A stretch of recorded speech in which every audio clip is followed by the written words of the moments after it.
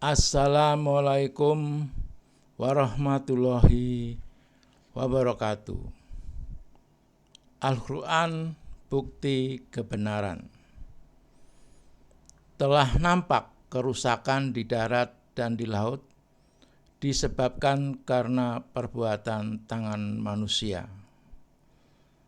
Membuktikan kebenaran Al-Quran tersebut dengan cara membandingkan ayat qauliyah pasti sinkron dengan ayat qauliyah, atau firmannya pasti cocok dengan peristiwa alamnya.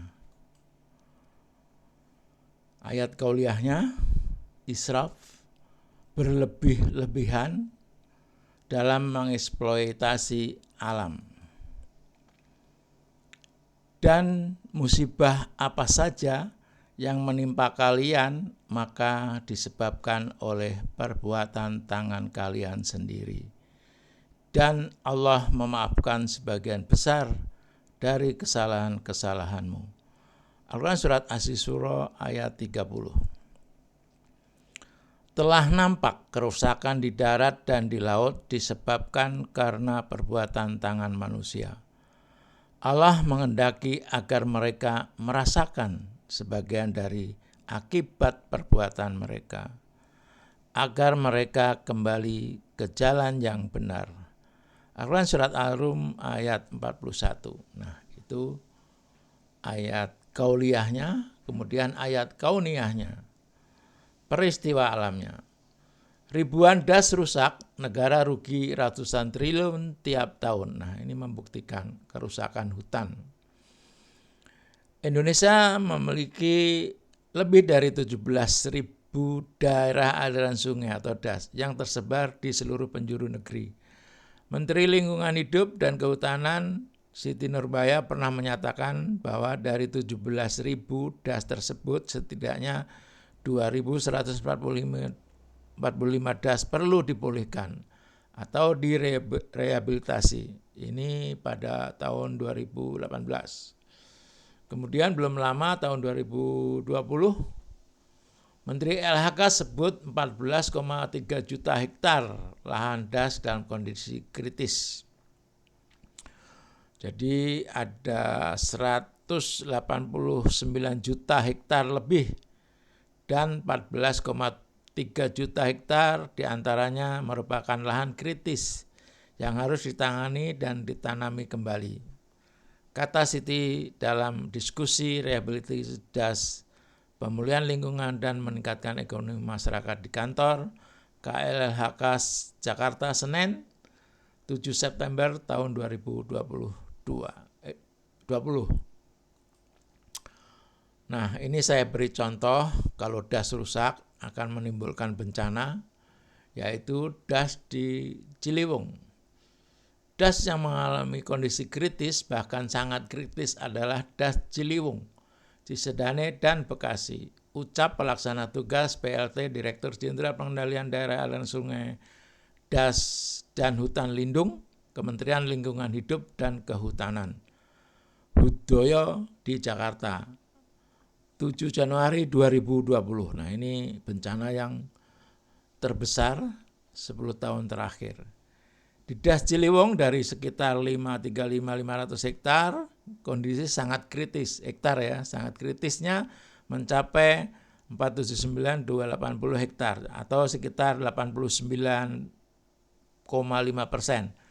Taruh 90% DAS Ciliwung itu rusak. Nah, ini akan saya buktikan. Ini saya masih pakai data coefficient runoff 10 tahun yang lalu, infiltrasi 0,17. Seperti ini hukum Allah itu, hukum gravitasi. Dan ilmu hidrologi kalau turun hujan juga begini. Jadi ada 3 parameter, runoff, infiltrasi, dan evapotranspirasi. Jadi yang meresap infiltrasi itu 10% kalau melihat kerusakan tadi, terus yang runoff 90%. Jadi waktu musim hujan ini runoff-nya terbuang 90% menjadikan banjir, tapi waktu musim kering summer water table, musim kemarau ini water table-nya atau aliran base flow bawah tanahnya di bawah dasar Sungai Ciliwung. Jadi 12 tahun terakhir ini udah pernah saya sampaikan di YouTube. Musim hujan Ciliwung itu banjir. Ini 12 tahun terakhir ya sampai 22. Dan musim kering 0 debitnya. Udah saya buktikan. Nah, ini tahun 2022 9 Oktober. Katulampa siaga 1. Nah, siaga 1 ini banjirnya antara 240 sampai 300 meter kubik per detik ya. Tertinggi, banjir tertinggi di Sungai Ciliwung.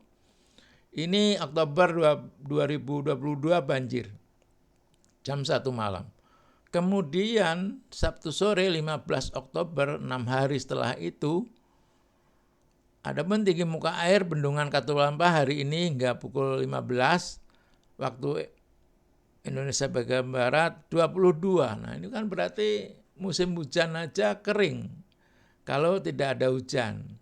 Nah, begitu ada hujan, ketinggian air Bendung Katulampa sore ini Sabtu 15 Oktober menunjukkan peningkatan debit air. Nah, ini meningkat nih karena ada hujan.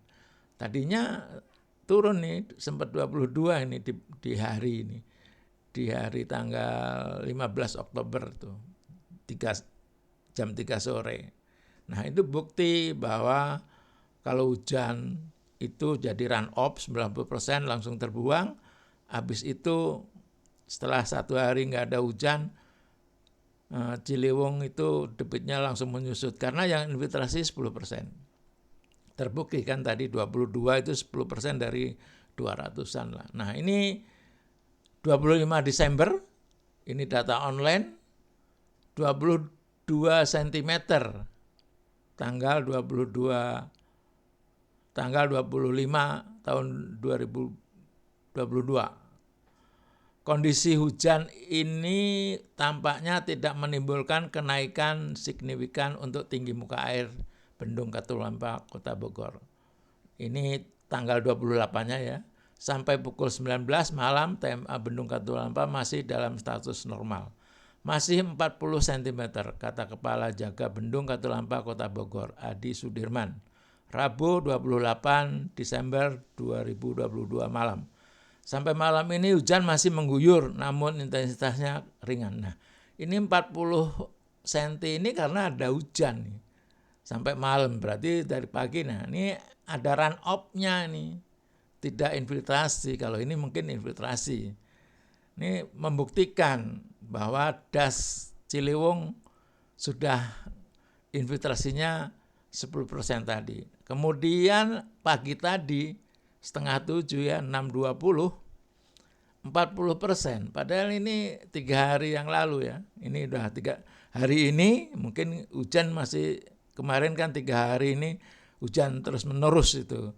28 itu kan diisukan ada badai ya, tapi ternyata emang hujan sepanjang hari sampai 3 hari ini mendung terus. Nah, ini masih ada hujan berarti di Bogor nih, gerimis. Ini menandakan memang Katulampa Ciliwung itu dasnya kritis, terbukti. Jadi kauliyah dengan kauniyah terbukti kebenarannya.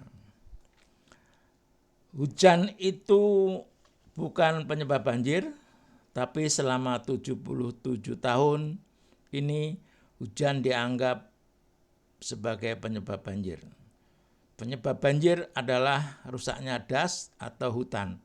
Tadi sudah terbukti, saya buktikan barusan.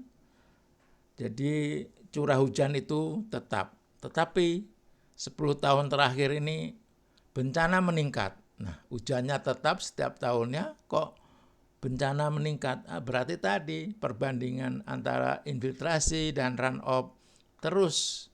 Run off-nya meningkat terus, infiltrasinya kecil.